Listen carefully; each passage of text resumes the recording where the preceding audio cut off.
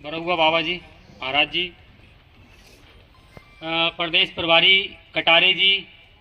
हमारे प्रदेश अध्यक्ष legal cell धर्म चौहान जी, मुरैना जिला अध्यक्ष अतर सिंह तोमर जी, संभाग के अध्यक्ष हर्ष तोमर जी, शशि शर्मा जी जिला अध्यक्ष शिकायत सेल, हमारे विधानसभा के अध्यक्ष श्री जितेंद्र सिंह चौहान जी, हमारे दीपक शर्मा जी पीस कमेटी के अध्यक्ष ग्वालियर के, विष्णु जादौन जी, जसराम सेंगर जी, सोनू जादौन जी, सुरेंद्र कंसाना जी, संजय कंसाना जी एवं उपस्थित सभी जिला अध्यक्ष, हमारी सभी शहरों के जिला अध्यक्ष, उमेश भदौरिया टीचर्स विंग के अध्यक्ष, सब बाथम जी हमारे झुग्गी हॉकर सेल के अध्यक्ष, और हमारे माइनॉरिटी के अध्यक्ष बीडी खान जी, प्राण सिंह छावई जी, कुलदीप व्यास जी, हरिओम शर्मा जी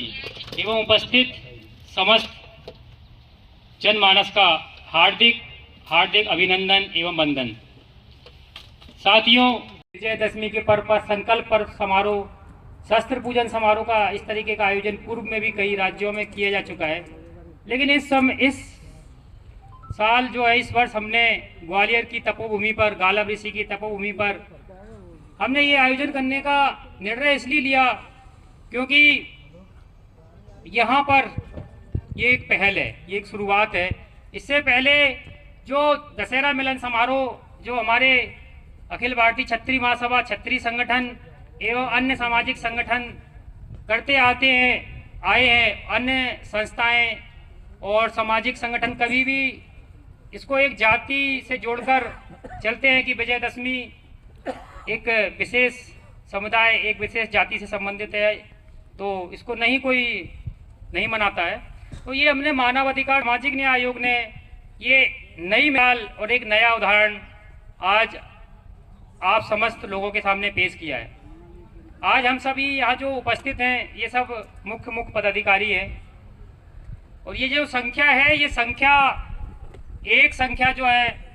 100 लोगों के बराबर है, क्योंकि यहाँ जो उपस्थित लोग हैं सभी क्रांतिकारी हैं, क्रांतिकारी विचारधारा के हैं, और क्रांतिकारी विचारधारा का एक व्यक्ति 100 व्यक्ति के बराबर होता है। संख्या बढ़ाई जा सकती है संख्या, लेकिन एक सामर्थ्यवान, एक ऊर्जावान और एक निस्वार्थ भाव का एक व्यक्ति भी उस असंख्य लोगों के बराबर होता है जो कि एक संकल्प के साथ आता है और निस्वार्थ सेवा करता है। आज मानव अधिकार एवं सामाजिक न्याय आयोग का हर पदाधिकारी, हर कार्यकर्ता अपना कोई स्वार्थ न होते हुए भी हर तरीके की व्यक्तिगत द्वेष भाव, सामाजिक तिरस्कार भी सहना पड़ता है, तो वो एक योद्धा के रूप में होता है। और आज विजयदशमी के पर्व पर वो एक कार्यकर्ता, एक पदाधिकारी एक संकल्प लेके जाए कि जिस तरीके से प्रभु रामचंद्र जी ने बुराई का अंत किया था, रावण का अंत किया था, जबकि रावण उस समय का एक योग्य विद्वान और प्रख्यात पंडित विद्वान थे, लेकिन उनकी एक गलती की वजह से रावण बुराई का प्रतीक बन गए थे। तो आज हमारे समाज में तो उस पूरी तरीके से बुरे लोग हैं, उनको खत्म करने के लिए हमें कितनी ऊर्जा की जरूरत होगी, आप सोच सकते हैं। तो आज जो कार्यकर्ता हमारा निकलेगा समाज में, आज के बाद तो एक संकल्प लेगा कि मैं भी विजयदशमी के पर्व पर ये संकल्प लेता हूं कि मैं समाज में एक योद्धा के रूप में काम करूंगा, और मेरे सामने बड़ी से बड़ी बुराई भी आ जाए तो मैं घबराऊंगा नहीं उससे, बड़ी से बड़ी नकारात्मक शक्ति भी आ जाए तो मैं कभी बेचैन नहीं होऊंगा, और अपनी पूरी सामर्थ्य के साथ समाज की बुराई को, समाज के जो गरीब, पिछड़ा और जो समाज का अंतिम व्यक्ति है उसको उठाने के लिए हमेशा कृत संकल्प रहूंगा। तो ये तो आज का हमारा संकल्प है, ये हमारा उद्देश्य है, और इसको लेके आज हमारा हर पदाधिकारी समाज में निकलेगा आज के बाद, और पूर्व में भी वो करता आया है। जिस तरीके से मानव अधिकार का कार्य है उसमें ज्यादातर हमने ये देखने को मिलता है कि मानव अधिकार के संबंध में जागरूकता का अभाव है। हर व्यक्ति में जागरूकता का अभाव है और जागरूकता का अभाव होता है, अधिकारों का ज्ञान नहीं हुआ है, तो यही मानव अधिकार हनन के मामले में देखने को मिलते हैं। तो इसके लिए समय समय पर हमने जागरूकता भी निकाली है, जागरूकता सम्मेलन भी किए हैं। उसका उद्देश्य यही है कि व्यक्ति को उसके अधिकारों के प्रति जागरूक करना है। जब व्यक्ति अपने अधिकारों के प्रति जागरूक होगा, जब भी उसे पता चलेगा कि उसका मानव अधिकार जो है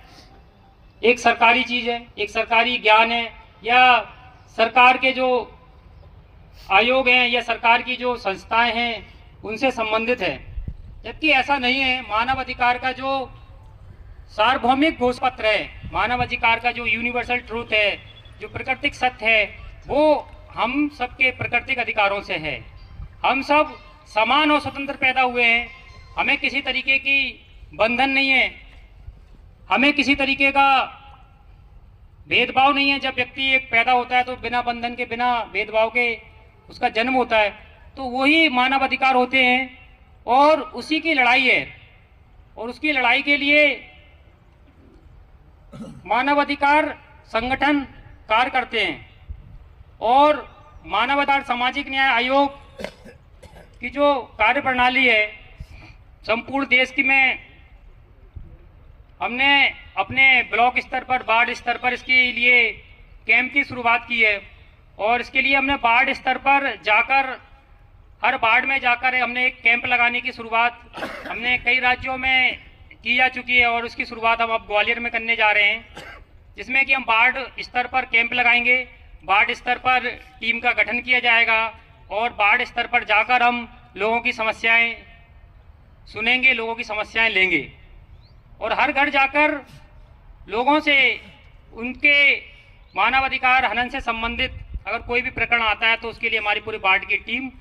24 घंटे 7 दिन तत्पर रहेगी।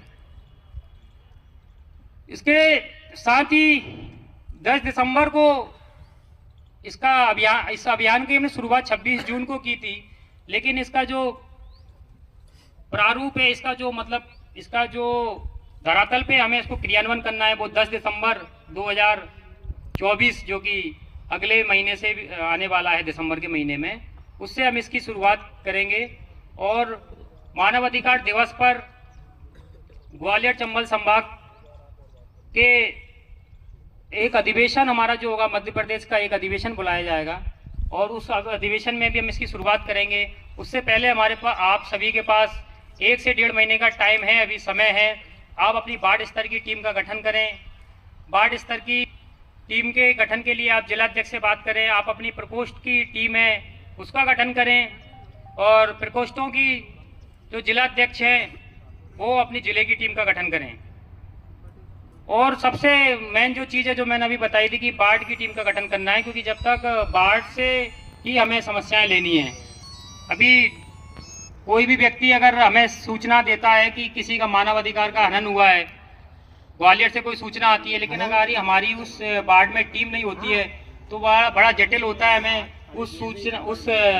जो घटना है उसके संबंध में वेरिफिकेशन करना कि ये सत्य बोल रहा है व्यक्ति या सत्य बोल रहा है। तो कई हमारे पास मामले आते हैं, ग्वालियर से भी कई मामले आए, कई मामलों में हमने पैरवी भी की, कई मामलों में FIR भी करवाई,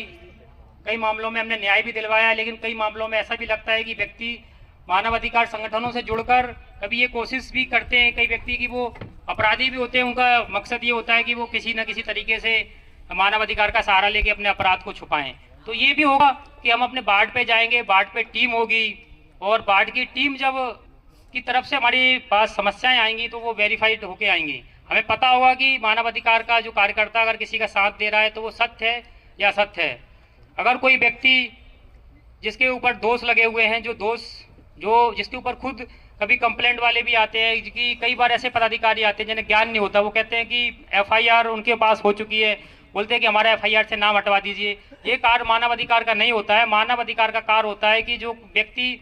दोषी है, जो व्यक्ति पीड़ित है और जो व्यक्ति दोषी है, दोषी को हमें सजा दिलवानी होती है और जो पीड़ित व्यक्ति की जो है कि प्रथम सूचना रिपोर्ट है, एफआईआर है, ये सब करवानी होती है। इसका ये नहीं है मतलब कि कोई व्यक्ति आके कहे कि नहीं हमें हमारी एफआईआर हो चुकी है, अब हमारी एफआईआर आप कटवा दीजिए थाने से, वो कार्य नहीं होता है, वो न्यायालय के अधीन कार्य होता है। तो उस संबंध में भी हमारे कार्यकर्ताओं को ध्यान रखना है कि ऐसा कोई भी मामला कि जो कोर्ट के अधीन हो, जो कोर्ट में चल रहा हो, पहले से किसी आयोग में चल रहा हो, उसमें कभी हस्तक्षेप न करे। और किसी भी तरीके का अगर आपका लगता है कि कहीं भी, चाहे सरकारी अस्पताल हो, सरकारी सार्वजनिक वितरण की चीज़ें हों, सार्वजनिक कंट्रोल की दुकान हो, सार्वजनिक स्कूल हो या प्राइवेट स्कूल हो, अगर आपको लगता है कि कहीं भी किसी के मानव अधिकारों का हनन किया जा रहा है,